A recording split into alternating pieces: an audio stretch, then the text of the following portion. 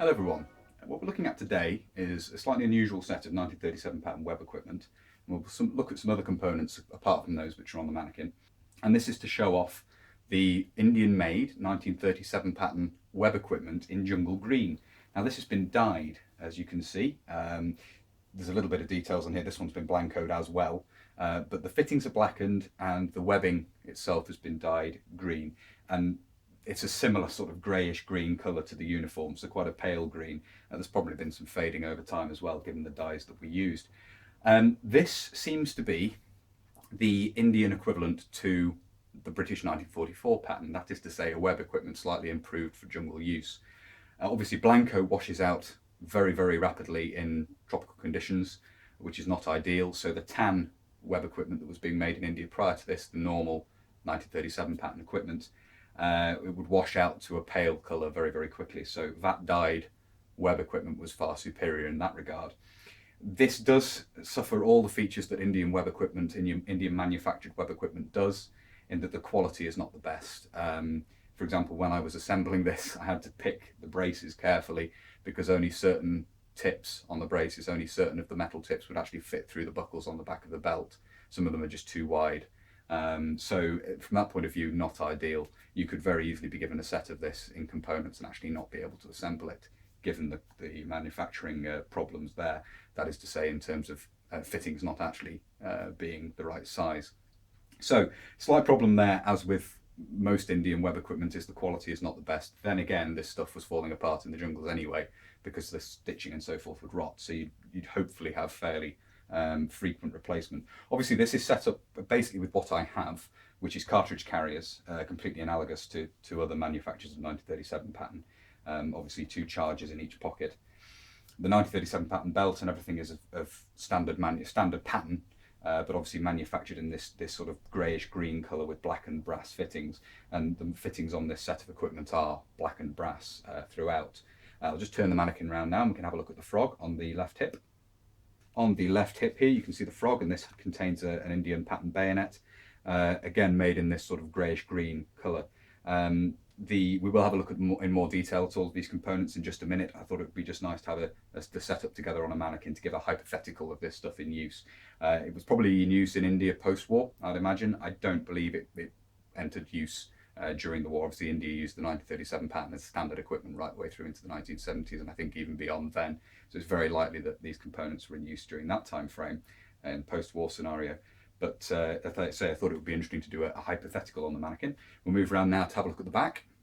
Okay, here we have the back of the equipment, and unfortunately I don't have a brace with a loop on it obviously for one brace to pass through. I don't know if they just simply weren't manufactured that way. I have 3 and none of them have a loop on, so I've just used 2 without for the purposes of setting up this mannequin. I think I've actually technically, according to the fitting instructions, I've got them crossed over the wrong way, but you do see in period photos, you see it done both ways, so that's not too much of a problem. The brass fittings here, as you can see, are all blackened, chemically blackened. They're not painted, they are chemically blackened. And then down on the right hip there, which we'll have a look at in a little bit more detail in just a moment, is the water bottle carrier.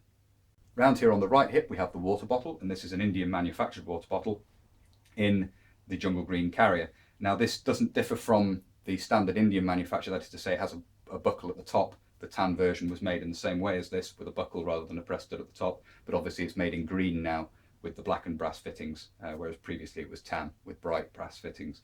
So again, this is just an alteration to the manufacturer from that point of view of better camouflage in the jungle. So there we are, that's a look through the components on the mannequin. We'll have a look at them in a little bit more detail now. I just thought this was a nice way to display them in a hypothetical late war, say very early 1946 perhaps, had the war continued, set up on the mannequin with a bush jacket and so forth. So as I say, we'll have a look at these components and a few others in a little bit more detail now. And first of all, we'll have here the belt. It's basic 1937 pattern in form, as you can see, 2 buckles at the back and the standard Mills hook and loop buckle at the front there with the sliders to keep the belt together. It adjusts in the standard way inside with the little pockets woven in. So fairly typical in that regard. The only difference is the material it's made from in terms of it being made of this greyish green material and the fittings being black and brass. It's not particularly green, it's more of a grey than a green. I don't know if that's just because it's faded, although the inside face is the same colour, so fading seems unlikely. It's probably just that the dye used wasn't particularly good, and therefore it doesn't come out very green. You'll see as we look through the components, there are various different shades of green, but a greyish green in general. So that's the difference, as I say, is in the subdued colouring of the belt. There is a stamp on the right-hand side here, which I believe is the date, 1947, probably. That's the best guess anyway. It would seem to make logical sense. With a bit of fluff off there.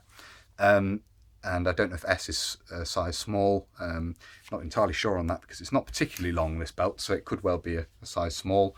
And then we have some handwritten markings over here and another stamp, which you can see there. But as I say, part of the Jungle Green web equipment, the Jungle Green 1937 pattern web equipment. We'll go on to have a look at the braces now. So we have the braces here, and these are technically speaking a pair at this time. I believe one of them would have a loop on the back where they cross over for one brace to pass through, but these don't have that. As I say, they're just two without that being worn as a pair, or they were being worn as a pair on the mannequin.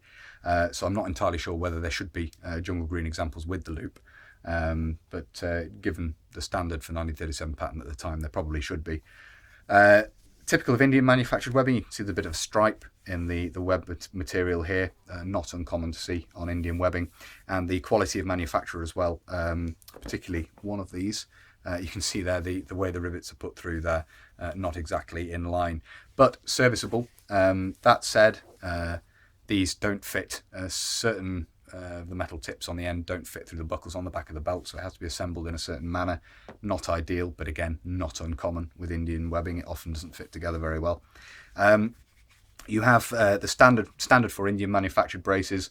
They are made of 3 pieces, that is to say 1 2-inch piece over the shoulder, which is folded and stitched at the end, and then a 1-inch section on each side to form the end of the brace. So they are a 3-part manufacture, which is typical for Indian manufacture, just made in this jungle green, greyish green material, greyish green dyed webbing, and with the blackened brass tips on the end of the 1-inch section there, as you can see.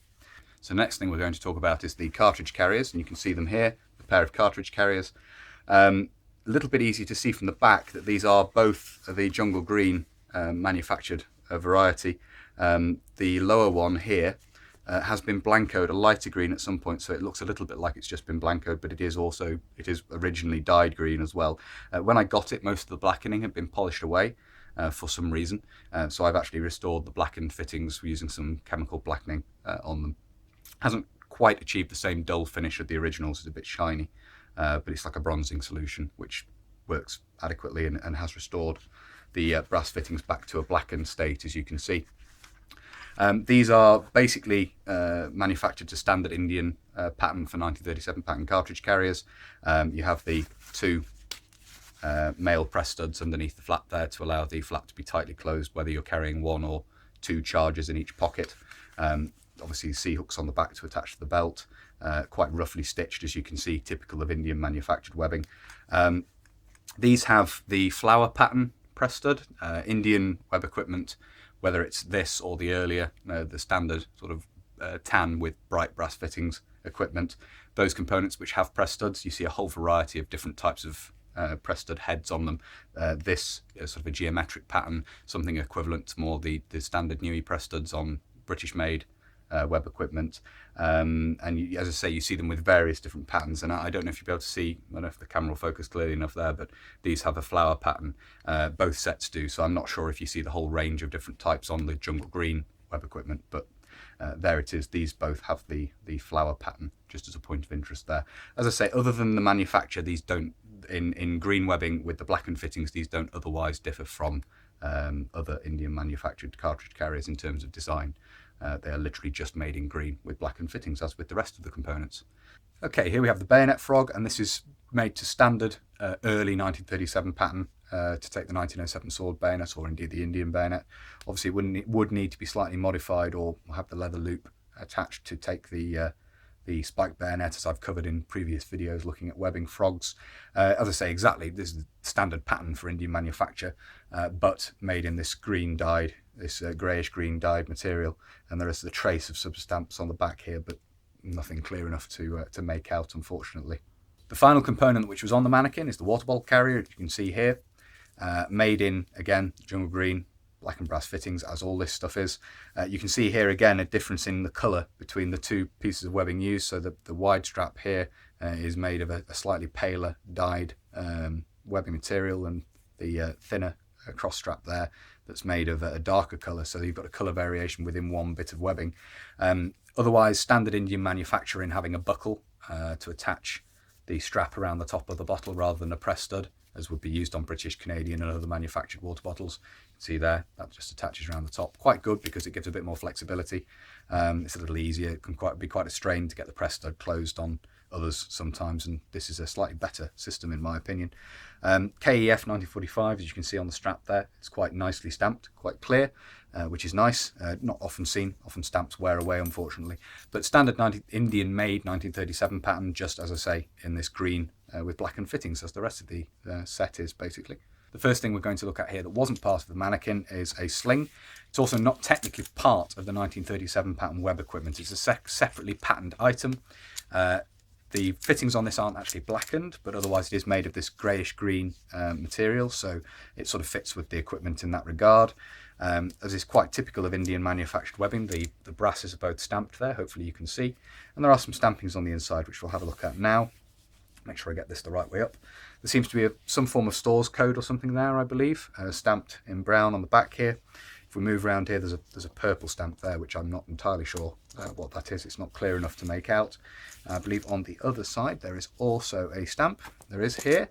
You can see there is stamped the number with the broad arrow, which could be an acceptance stamp. I'm not entirely sure on that. And then at this far end, there is actually a purple stamp, which possibly relates to when this was initially produced in the factory as a 25-metre roll of webbing strap perhaps, and then obviously cut and had the ends riveted on. That's the only thing I can assume that the 25 metres means, is that this was originally a 25-metre length and this was stamped, and this just happens to have that stamp from the original full length piece of webbing before it was cut and made into slings. Not entirely sure on that, but that's my best guess. Metric is a little bit unusual.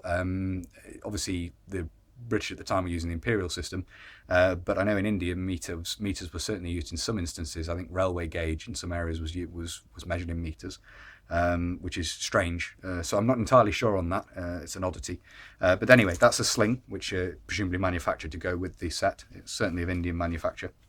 The next thing we'll look at now is the pack, which again is not technically part of the 1937 pattern equipment at this time. Okay, so here we have the pack, and as already stated, this isn't at the time technically a patterned piece of the 1937 pattern equipment. It is still considered to be part of the 1908 pattern equipment, but nevertheless obviously manufactured to go with the rest of the jungle green Indian manufactured webbing, in that it is made in the same manner from dyed webbing material and with blackened brass fittings, although they are showing a bit of verdigris, so I need to do some cleaning of this at some point. In fact, there's a tear under the flap as well, which I need to fix at some point, so this is one that needs a little bit of work on it. But it's made to the standard 1908 pack pattern, so you obviously have the large flap at the front here with the two 1-inch straps coming down. On the back we have the 2-inch straps, 2-inch ends to attach to L straps or to the braces of a 1908 pattern set. The upper buckles for the supporting straps, and then the loops at the bottom, which take the lower part of the supporting straps. We'll open up the flap now and have a look at the stamp under the flap and the interior. So you can see under the flap here there's another stamp, and this again is quite clear, KEF 1944. The design of the pack is one large open compartment, which is standard for the 1908 pattern pack. It is made exactly to that standard, just of the subdued materials, the jungle green material and the blackened fittings. Little eyelets in the sides of the weather flaps there, and then you can see there's a tear here which I need to repair. Unfortunately, it's a shame is that, but never mind. I need to do a little bit of work on this anyway, clean up the brasses a little bit and repair this damage here. But as I say, otherwise exactly as you expect for a 1908 pack. Very typical of an Indian made example, but just made in jungle green rather than tan. So that's a look at the components that I have for the Indian jungle green 1937 pattern web equipment. A friend of mine, Alan, who's cropped up in previous videos, has some other components of this, such as basic pouches, which hopefully we'll be able to have a look at in a future video, and I'll do a part 2 to this, looking at those, looking at a few of the other bits and pieces there. But that's everything I wanted to cover in this video. I do hope you found it interesting, as I always say. If you did find it interesting and you think you might find future uploads interesting, then please do consider subscribing if you haven't already. There's also Facebook and an Instagram page, which is a good place to keep up with what's going on, reenacting events and so forth. I tend to put photographs up there of the collection and other items and of reenacting events. So good, and also a good place to get in touch with me if you wish to on Facebook. The messenger on there is better than YouTube's own. But that's everything for today. So until next time, bye for now.